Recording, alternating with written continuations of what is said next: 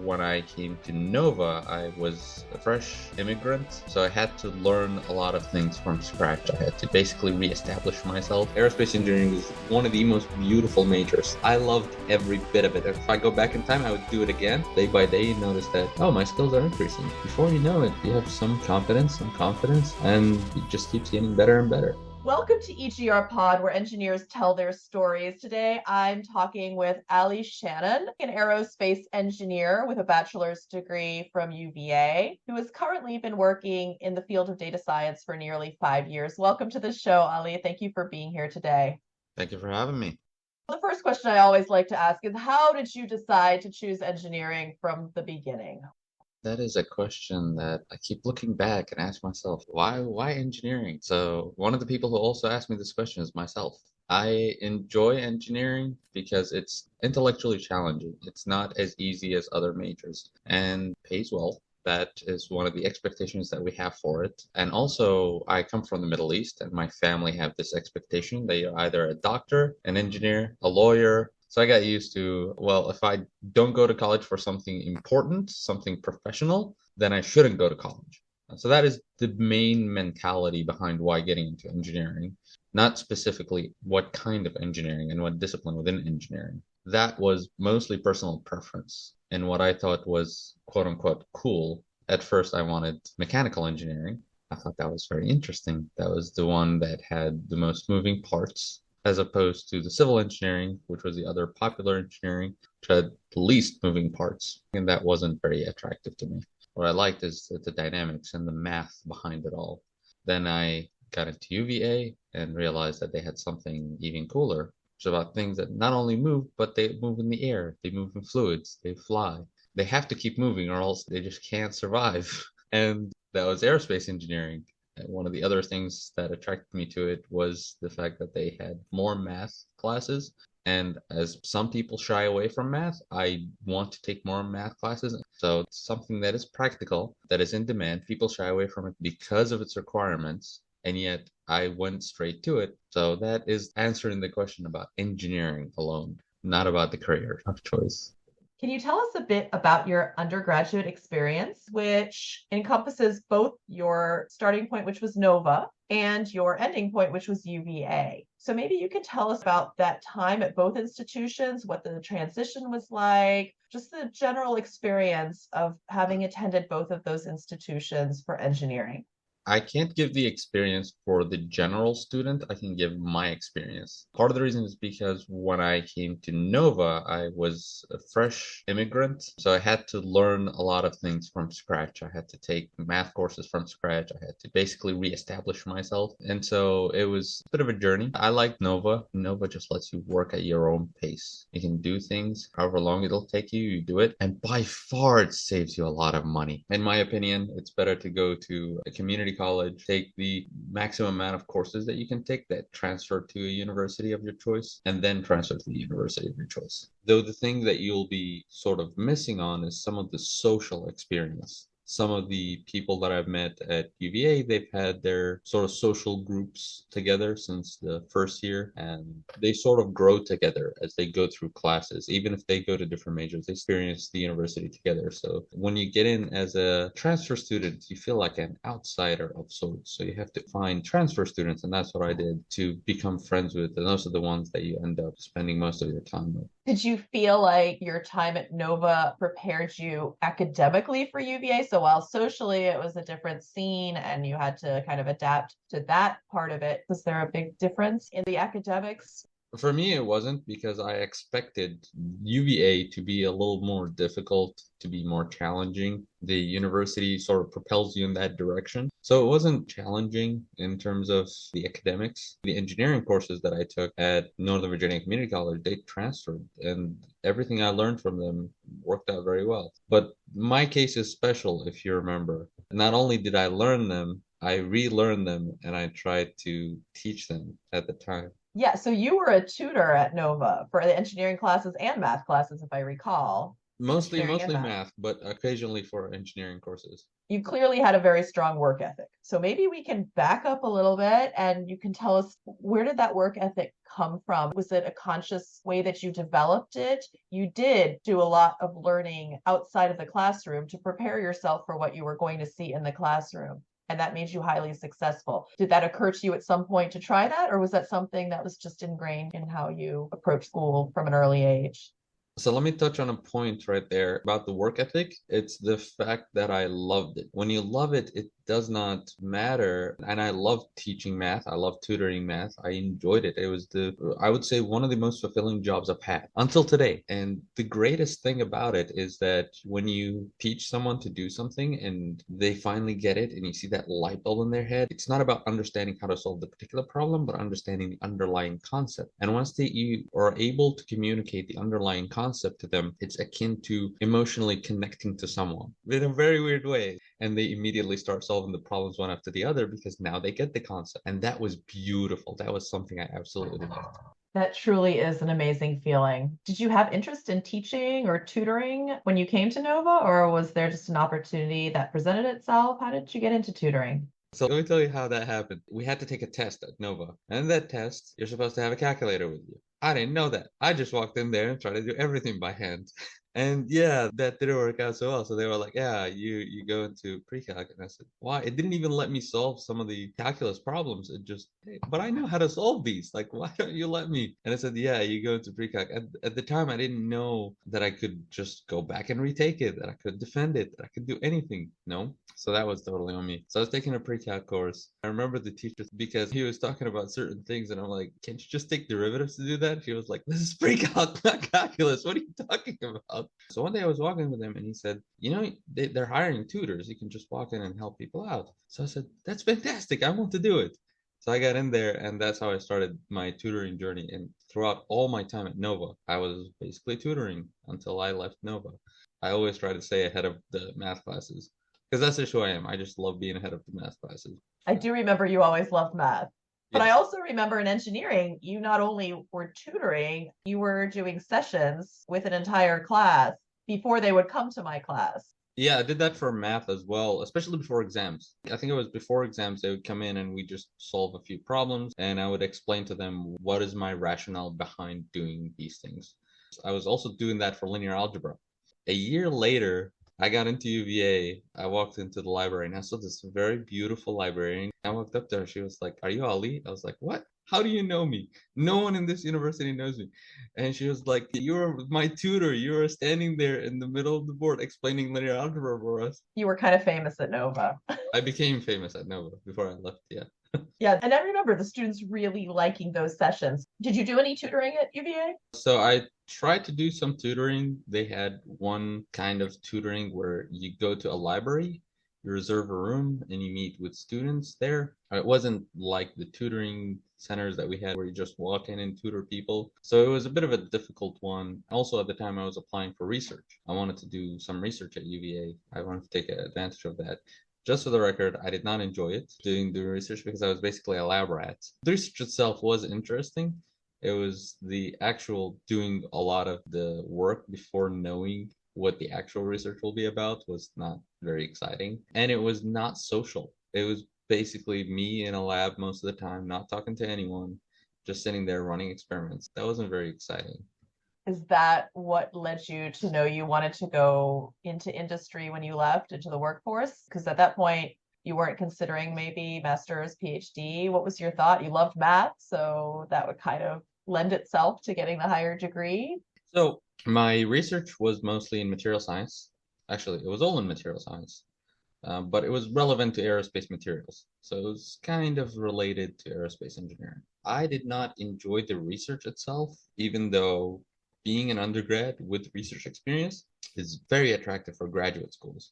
In fact, at one point, I was invited to Texas A&M, and they paid for my trip there and tour around Texas A&M, which is great. And I did that and talked to a few professors in there. All of them are trying to basically sell me their graduate programs. And I was not intrigued by that. It just wasn't for me.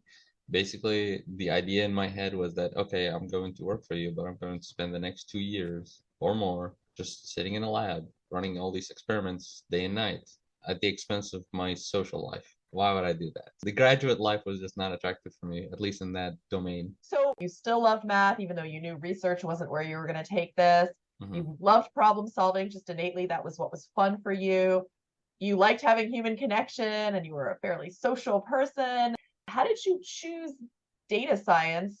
Obviously, there's mathematics and problem solving, not Uh-huh. necessarily so much the human connection. How did you pick data science? There were a few elements and catalysts that made this happen. So I was at a career fair. When you go to university, you always have a suit or something nice to wear, business casual maybe, and you want to just go to career fairs as much as possible and see what you can get out of them. Not necessarily you land a job, but you try to interact with as many people as possible. You listen to them. They're usually going to give you a sales pitch about their company.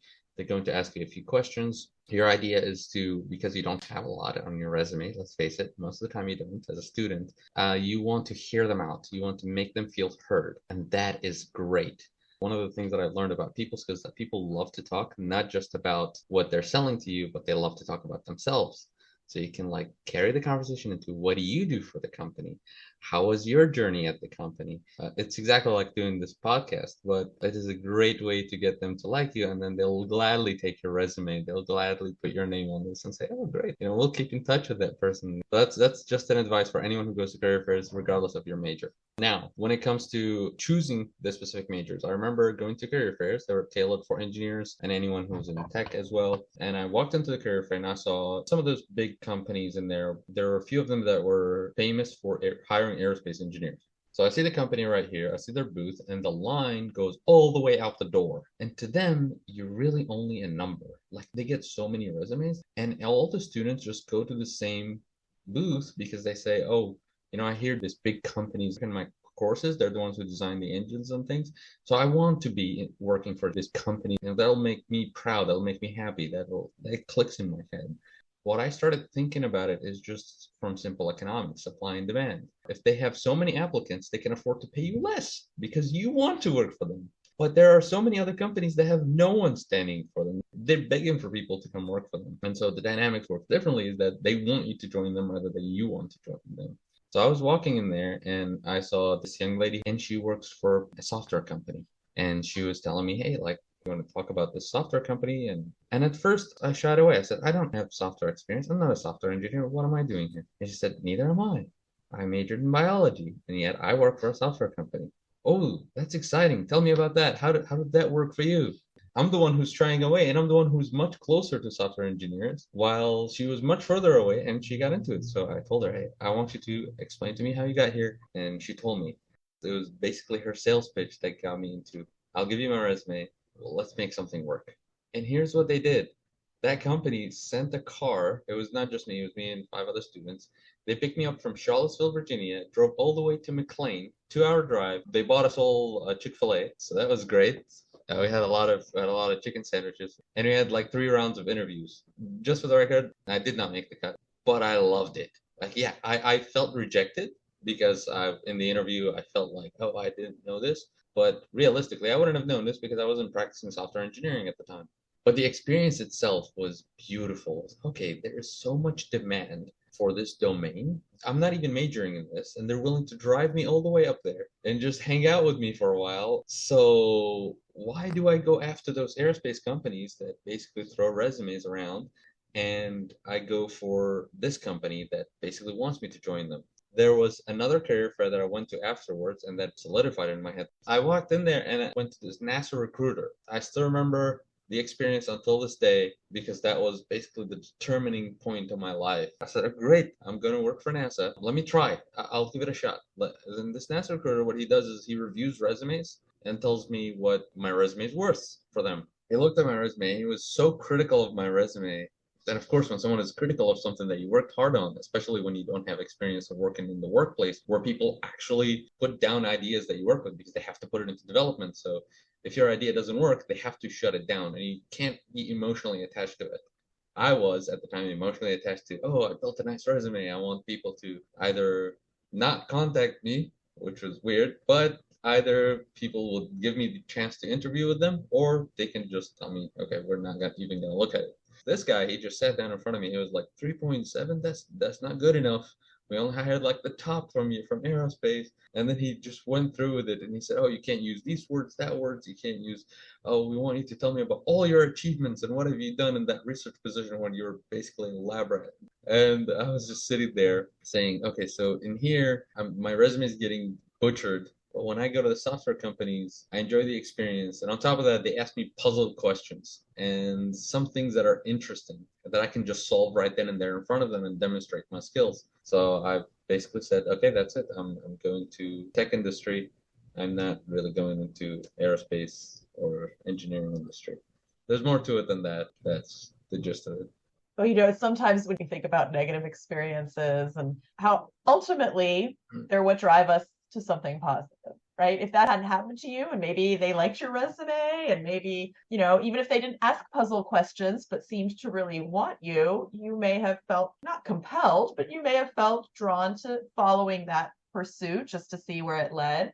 And maybe you'd have spent 5, 10 years doing something in a lab where you ended up not liking it, and instead here you are. So data science, we hear that phrase everywhere. Tell us what you do, why it's data science, and what you like about it. You reminded me of a quote by Mark Manson, who said, wanting a positive experience is a negative experience. Accepting a negative experience is a positive experience. That's just the reality of it. Sometimes it's you just sit there and say, it is what it is. I'll just accept it for what it is. And you'll start saying, okay, well, I'm not going to desire that anymore. I'm going to just accept it for the way it is and look for other avenues or try to do something else. So I don't regret majoring in aerospace engineering. I loved every bit of it. If I go back in time, I would do it again. Maybe I would change my elective choices, but in terms of what majors I would take, aerospace engineering is one of the most beautiful majors that I can think of. Nothing can be more exciting than literally being part-time rocket scientist and learning like rocket staging and how rockets like go into space, learning the exciting adventures of how wings are designed and why they're designed the way they're designed, learn exactly what happens in the oceans and everywhere in the air, learn about fluid flows. There are so many things about aerospace engineering that are really, really exciting. So let me just put it out there. I'm not trying to deter anyone from majoring in aerospace engineering. If that is your passion, it's beautiful. Now, why data science? Why not just software engineering? Software engineering is exciting. In fact, that might be where I'm headed in my career right now. But in terms of data science, the way it started is that my roommate for 5 years, by the way, he was my roommate for a long time, ever since I started going to UVA, and he was majoring in computer science. So after these experiences that I've had, I started talking to him and saying, hey, this is my experience. I'm not enjoying the aerospace industry and the way they're advertising that to me, but I am more and more attracted towards software engineering, which is what he's studying. He said, I'm not going to do software engineering. I'm going to do data science. I said, what is data science? Explain that to me. And he said, imagine you take some knowledge from programming, but you mix that with your math knowledge. So specifically statistics and linear algebra. You marry these two together, and that is data science. And the reason you want to use the software is not just to do analysis, because that's just data analyst. That's what analysis is about, is you want to also forecast for the future. You want to use complex relationships in those data, not simply relationships that you can explain, but when you get to the point where you do black box models, so that's what a lot of machine learning models are generally called, black box models, is because it's difficult to explain the underlying relationships and how the computer made a prediction based on the data that it has. That doesn't mean that it's impossible. It just means that it's extremely difficult to explain those relationships. And once it gets to that stage where the learning process is not done by a human, actually identifying the relationships, it's done by a computer. That machine learning component is a subset of this thing that is going to be the data science. So you are now in that field, yes, making these predictions with the knowledge of math. You talked about how a lot of the higher level math you loved and there were beautiful things to it. Do you throw statistics in that category? Just curious. So statistics wasn't really something that I was excited about, something that I looked forward to and said, oh, this is beautiful statistics. It wasn't even my favorite math class, but it is the most practical math class In reality, everywhere I look, every paper I read about anything, I read papers about psychology, I read papers about anything. When it comes to research, statistics is probably the most useful math class out there. It's the most applicable to the real world. The way statistics was developed, I believe it's as a convenience for us to understand complex data and complex structures out there in nature. And it seems to work, I guess. It works very well, yeah. Ask Gauss. Ask House. If only I could. If only you could, yeah. So now you are a data scientist. Can you tell us what that looks like? So prior to getting into data science, what I did was just practice it on my own and let that transition into the workforce to something called professional development, which I didn't know about until I started working. But before that, it's basically the time that I take to myself to learn something new, something that I had not known before. So I went to these places such as HackerRank to learn how to program, where you can go in there and you solve puzzles, but you have to program your way out of it. So that's improving your Python skills or improving your programming skills. Then you go into data sets and try to do analysis on those data sets. So you go to Kaggle, for example. Kaggle is one of the resources that has a lot of data sets out there. You go in there and you say, okay, I'll look at these data sets, whatever interests you. You can look at 911 calls in a certain city and what do they call about. And you can do analysis, you can do distributions, and you can do forecasting of how long will it take between someone calling at this time and how long will it take for the police to arrive based on statistics that you've seen before. You can do forecasting on a whole bunch of things. One of them that I've done was about stars orbiting planets. There's data from the Kepler Space Telescope. You have arrays that show the intensity of light over a specific time period or specific time window. And basically you're looking for dips in the light. And when you see a dip in the light intensity, that means there's something in front of that star. And if there's something in front of the star, that is likely to be a planet. So that is one of the problems that I said, okay, well, I can do some data science on that. So I downloaded the data set, started learning with some programming how to take that data, how to draw some statistics and figure out which one of these ones have the star dips in there. How does that work? Then started using basically ways that I would do it by hand and realized how tough that was. Then when I had a lot of data, I realized, oh, I could just use machine learning. I learned how machine learning works, and then I started applying it and said, okay, that's like magic. It just figured it out right away. Now, of course, there's a lot more to it when using machine learning models and machine learning that is already out there. One of the things that I've done that helped me learn about that a little bit more is that I took a machine learning course at UVA. And in the machine learning course, they told me, okay, you're not going to use these models that already exist out there. You're going to build your own from scratch. And that was really good because I understood the underlying mechanisms of these machine learning models. So until today, I know exactly what goes into them because I built them from scratch. And when you do that, you start having this understanding of what is the limitations? How do I use these models? Once you get to that point, you're saying, okay, now I'm comfortable and confident in working with some data. The more you get into data science, the crazier it gets. And the types of data and the types of domains you can get into are almost infinite. Because you can think of data about anything. And the specific way to make analysis and forecasting are different. So you can't take data about healthcare and airplane movements and do the same analysis on both of them. You have to understand how the data works. You have to understand how the pre-processing works. There are some general ideas they share, but if you're going to work in one domain or the other, you need to use some specific tools for this one that you don't necessarily need for the other one. It's an interesting field. And as you said, there is no shortage of data out there. Do you have any tips or words of advice for those who are just starting out, perhaps at NOVA, perhaps elsewhere? It's individual, obviously, but anything you would share? There are a few things I would say. Let's keep it on a social level first, right? You get into university, you get into college, stop caring what other people think about you. Stop doing that. What you think about yourself matters a lot more than what other people think about you. One of the things that would help you build self-esteem the highest is if you stop caring what other people think about you. Think about it, if you saw someone with a stain on his shirt, it's like, do you care? Does that make you like lose sleep at night? No, you don't care. You forget about it after 5 minutes. So if you had a stain on your shirt, think about it this way. No one cares. That's the reality. It's not something that you should worry about. That will help you a lot in sort of the social aspect of it. In terms of the academic aspect, one of the things from my personal experience that worked out the best for me is loving something. Now, I didn't necessarily love engineering for the sake of engineering, but I loved math. and I loved problem solving. So engineering was just a natural transition for me. I've seen a lot of people who get into engineering, they look at different goals. They say, my intention is to get a job in that industry because it pays well. So I'll just put up with whatever I have to do in college. It just becomes more difficult for you because you're just trying to get the degree. But then in the major, what are you going to do?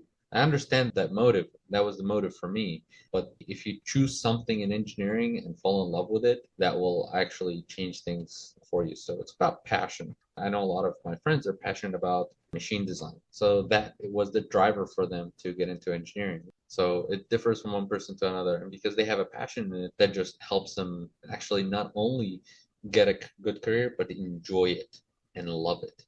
And once you get into a place where you're just happy with it, that changes everything. In fact, I looked at the statistic a while back, because of course I look at statistics all the time these days. They took some people and they asked them what makes you the happiest in life.